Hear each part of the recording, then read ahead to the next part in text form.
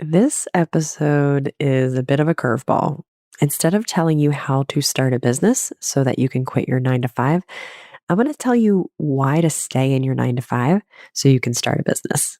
I know, blasphemy for a podcast called How to Quit Your Job.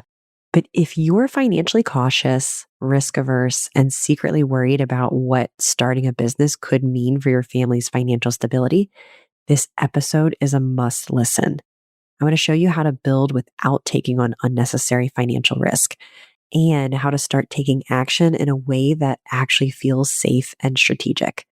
Sticking with your 9 to 5 might feel impossible now, but I'm going to show you exactly what you need to do it.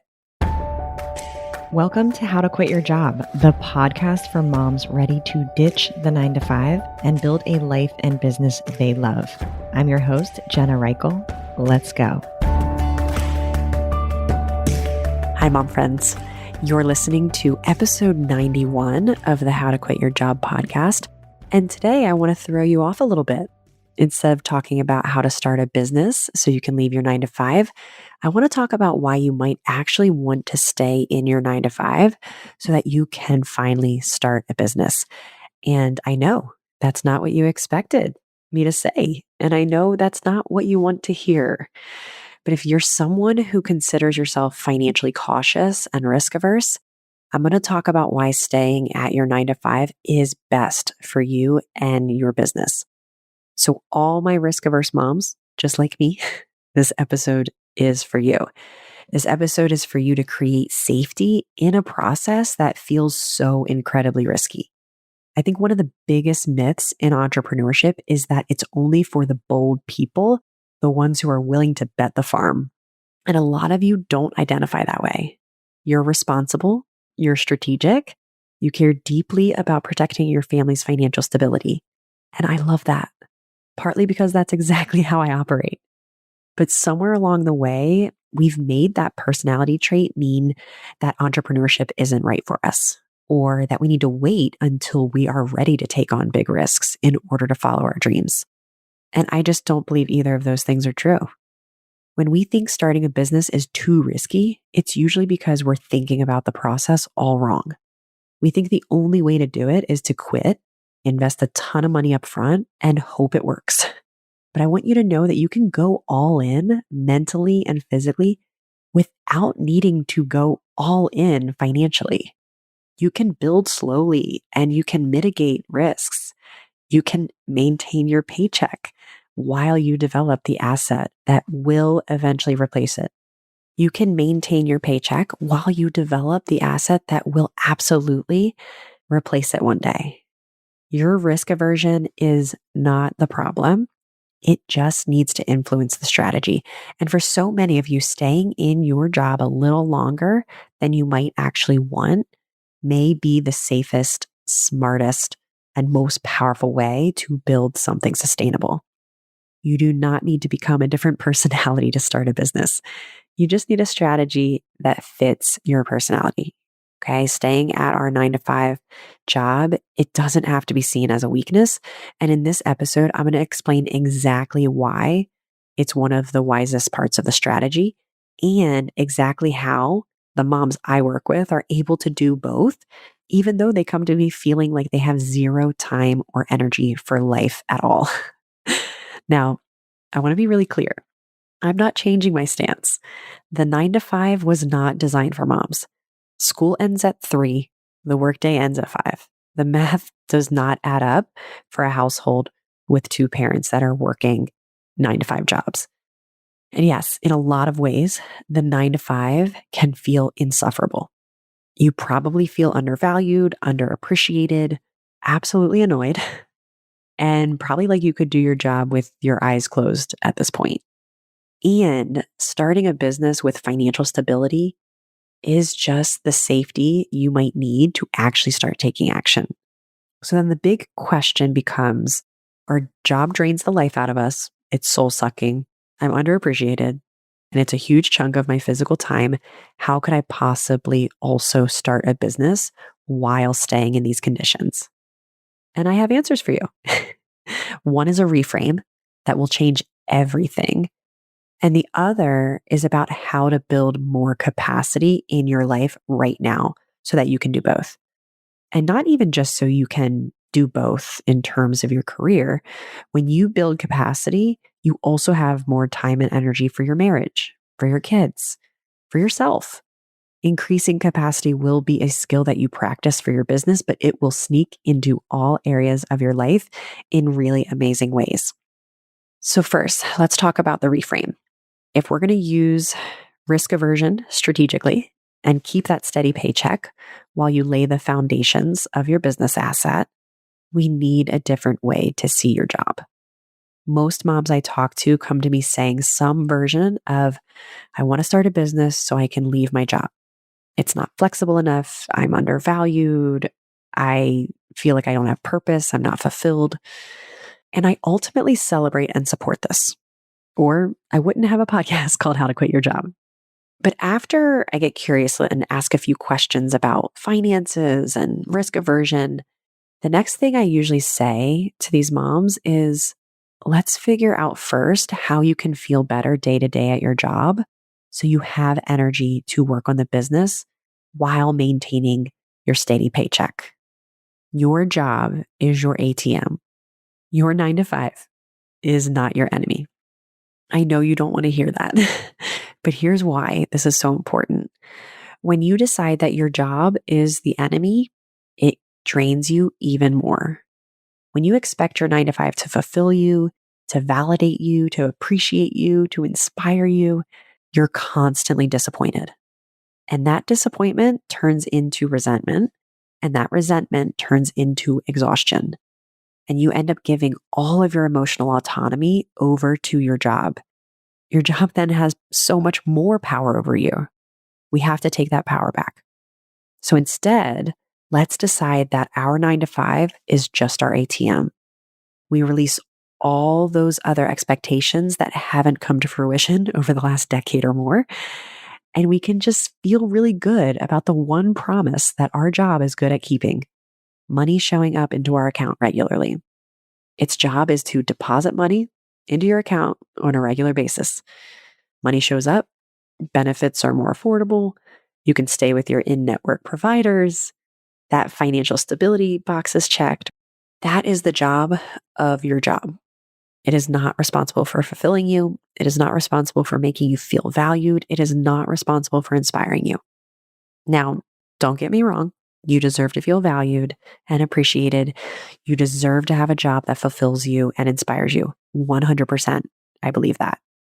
But if that's not happening right now in your 9 to 5, expecting it will continue to create misery for you and drain you. You can accept the money this company is paying you while you start the process of building financial stability somewhere else. The business that you have ideas for, that's what's going to fulfill you and inspire you. And I promise you, as soon as you get started, it's going to immediately start to fulfill you and inspire you even before your first dollar is made. When we see our job as an ATM, we stop taking every little transgression at work personally. We stop making every annoying email drain us and get to us.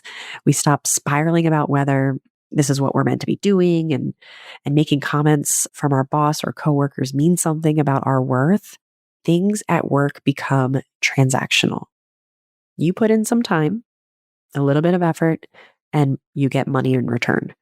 You use that money to fund the new asset you're developing, the business that will eventually replace this ATM. And if you're risk averse or financially cautious, the ATM will actually calm your nervous system and create safety for you to take action in your business, knowing that you aren't risking your family's financial stability. It gives you runway, it reduces pressure, it allows you to experiment without panic. You can go all in mentally, learning and building and showing up without going all in financially. And that is such an important distinction, because what I see happen all the time is women think they have to prove they're serious or committed by quitting.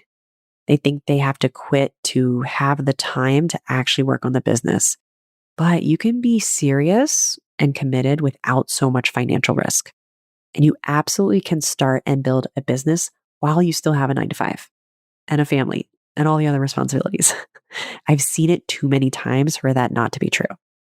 Your ATM buys you time to build your business with clarity and creativity instead of desperation. And when you stop expecting your job to be your purpose or validation of worth, amazingly, it drains you less. You become neutral. There isn't a week that goes by that I don't have a client text me about their ATM in the context of something annoying happening at work, but they are able to let it go so much easier because they know it's just their ATM. That ability to shift from anger and resentment and frustration into a neutral place emotionally is so key for increasing your capacity. So let's talk about that second piece, capacity, because I know that your brain is definitely saying to you right now that you barely have energy in the margins of your life. So doing both feels impossible. And so we want to talk about energy. Most moms I talk to tell me that even though their job drains them, it's a job they could do with their eyes closed. They might feel undervalued and underappreciated and often annoyed and frustrated, but the job itself isn't wildly challenging for them anymore. So what's actually draining you then is not necessarily the work or the tasks that you're doing on a day-to-day basis. What's draining you is the mental and emotional energy leaks that come with the environment. Now, I've also talked to moms who do have high stress jobs in the emergency room, jobs with very high risk scenarios, jobs with kids that are very high risk and heavy. And even then, it's not so much the actual tasks that are draining us. It really is the mental and emotional energy leaks that come with the environment. So even if you are in a high pressure, very stressful, heavy role, I want you to still open up and hear this because it will be so valuable. Because I would argue that if you have a truly objectively stressful and high pressure job, there are even more energy leaks that you can plug. So the actual problem is that our time and energy are being mismanaged and often wasted. And in that world, that is our reality. It's our reality where we get home at 5:30, we rush to make dinner, we snap at our kids, we rush through bedtime, we collapse on the couch or in bed for a couple of Netflix episodes, fall asleep, maybe feel groggy the next morning, dreading doing it all again. So I want to recognize you and say, like, in this moment, if that is your reality, you are likely making decisions from that reality and that mindset. And of course, this would feel impossible to do from that mindset, to maintain our full-time job and also start a business. If we don't start getting really good at managing our energy in our 9 to 5, I promise you that the stress and drama that your brain creates from your 9 to 5 will continue into entrepreneurship. That's why so many new entrepreneurs burn out, because they haven't learned the skill of managing their mind and down-regulating their emotions to create capacity for more, to create more energy, to create more time. Your brain doesn't suddenly calm down just because you quit your job. It will then find new things to get worked up over. I go into even more detail about this in episode 79. So if you want to dig deeper on this piece, definitely also check out that episode. But what we need to do for capacity is we have to plug up those energy leaks.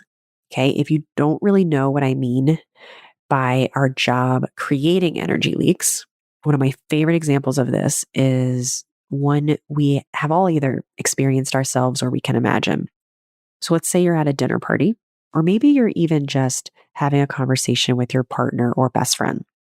If you imagine two different conversations and really imagine them, like feel them. Imagine in one, you're venting about how much you hate your job. You are getting worked up, you're angry, you're frustrated, maybe even depressed and exhausted afterwards. Maybe your partner or your friend is validating you and it feels good, but it's also like bringing up a lot of frustration about your current situation. Okay, that's conversation number one. And in the other conversation, let's imagine you're talking about this new business that you just started, new business development. You're energized, you're amped up. Maybe it even makes it hard to sleep that night because you're excited about business ideas. And this happens all the time to moms that I meet with. Even just at the consultation phase, talking for an hour about their business idea is energizing. I've had people tell me directly, like they couldn't sleep because their brain was just so excited. Now, multiply that conversation where you're venting emotionally tenfold. That's a pretty draining and exhausting reality. But I also want you to imagine multiplying the conversation about your business tenfold. We can exponentially multiply energy by focusing on the excitement of our business in conversations. And that's just one example. And if we're no longer focusing on venting about how much our work sucks, we save so much energy that can be used in more useful ways, like starting a business. Here's the part we don't always acknowledge. We don't have to complain about work all the time. That's a choice. We don't have to complain about work because it's doing its job. Money is showing up in our account. It's funding our dreams, and we appreciate it for that. And listen, the best part of this piece that I work on with clients is that once we start plugging these energy leaks and we start focusing on things that energize us and light us up and stop focusing so much on how much we hate our job or everything it's lacking, the people in our lives start to notice. I love when clients tell me that their partner or mom or kids or whoever in their life says that they are a completely different person. They love this version of them. I mean, our partners will always be an open ear to us, but there is a point where they probably are exhausted too of hearing us complain about our work. So I love when clients come to me and they say that people in their lives are noticing a shift in energy. And it's not because anything about their work environment changed, right? They're still at their jobs, but because they stopped letting work get to them and they started focusing time, energy, and conversations on something that really energizes them and lights them up, that has changed everything. You can maintain your full-time job and start your business, but it requires managing your mind, increasing your capacity, and being honest about where your energy is actually going. If you plug those energy leaks, you can absolutely do both. For all the moms out there who want to start a business, want to leave your traditional 9 to 5, but are feeling like there are way too many risks, I'm hosting a webinar on Friday, February 20th called Start a Business Without Fear of Failure or Financial Risk. Being risk averse can actually be your superpower going into this process, and I'm going to show you exactly how. Register using the link in the show notes and join us for a powerful conversation that will absolutely have you feeling ready to start building something of your own. Now, I want to talk about what I actually think is risky. When you leave your job and your new business has to pay the bills immediately, everything changes. Things that you loved doing and you were passionate about suddenly become not so fun anymore. You are no longer building from inspiration and excitement. You're creating and building from necessity and pressure. You never want to depend on your new gig to pay the bills immediately. Even if you had great success really early on in your business, trying to create clients because you need to pay the bills is an energy that drives people away and muddies up the entire process. When you need the next client to cover your mortgage, when you need revenue because there's no steady paycheck coming anymore and your family's expenses are still high, your nervous system will feel that. And so do other people, the people you're talking to.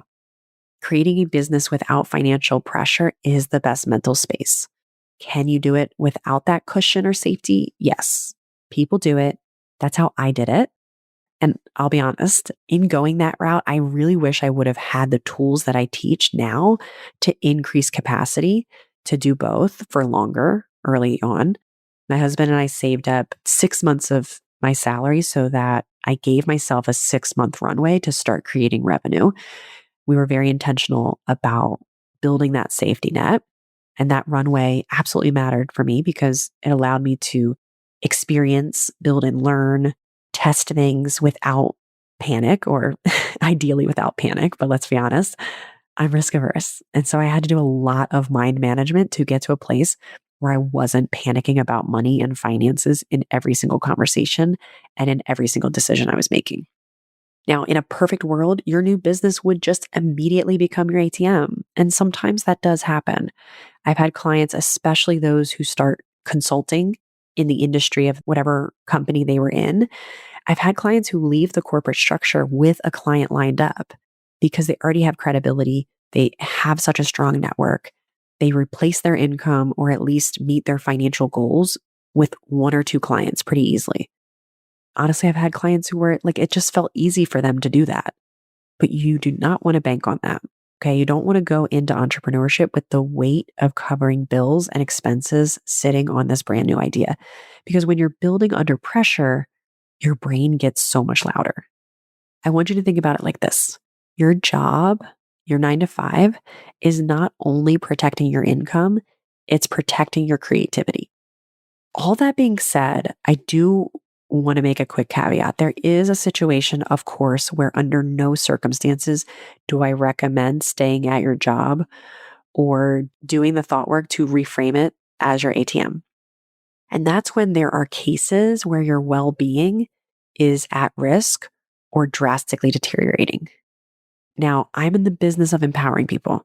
No matter the environment, there are a lot of situations where we have more power than we think to change the temperature in the room, where we are able to turn something that feels bad and yucky and sticky, and we are able to create a situation where we feel energized and valued and content. But there are certain situations where it's best for us physically, mentally, and emotionally to leave the job.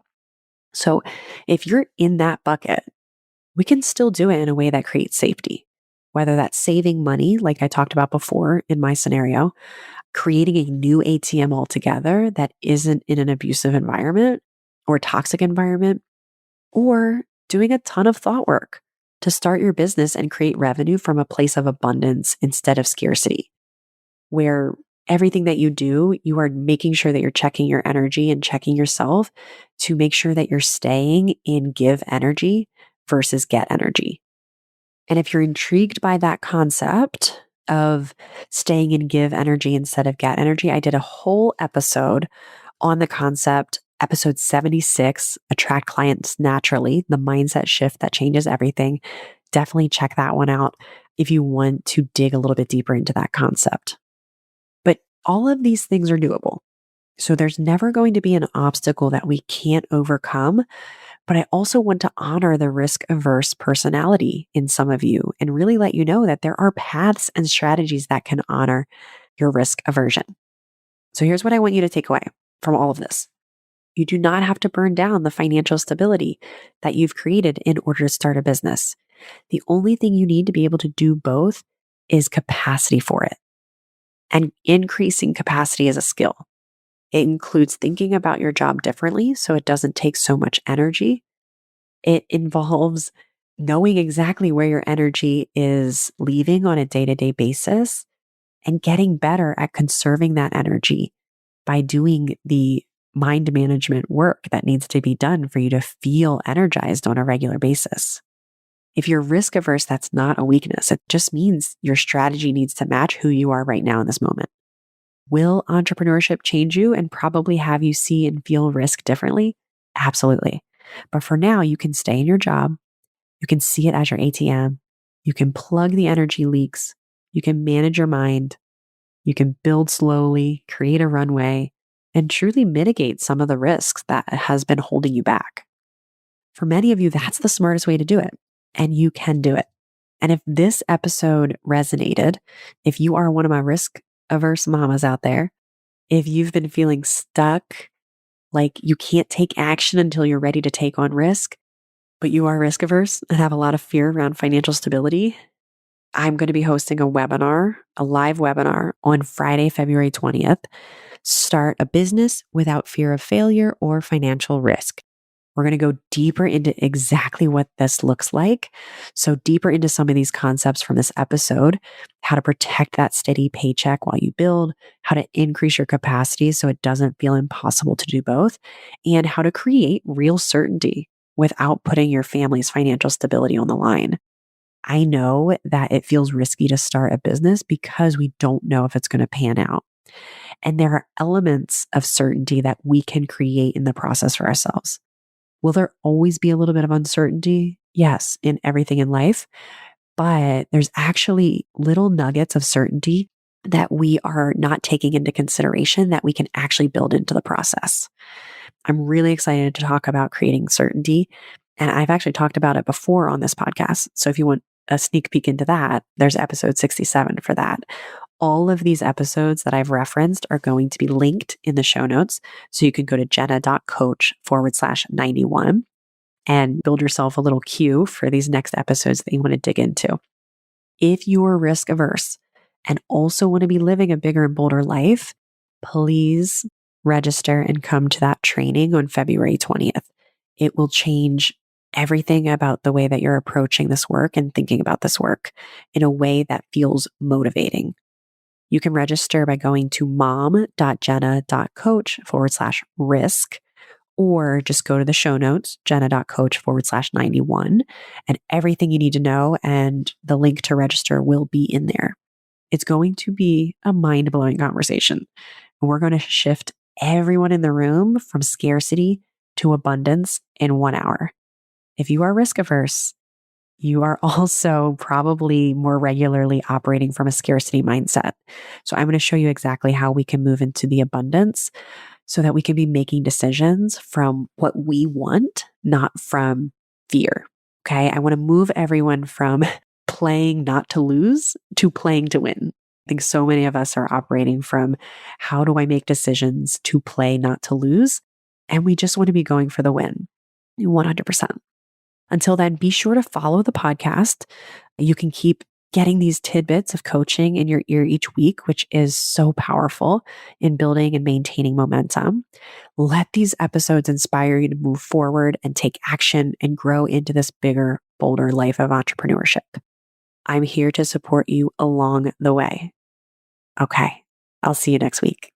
Thanks for listening to this week's episode of How to Quit Your Job, a mom's guide to creating a life and business you love. If you want to learn more about how I can help you stop making excuses and start making moves, head on over to www.jenna.coach. I'll see you next week.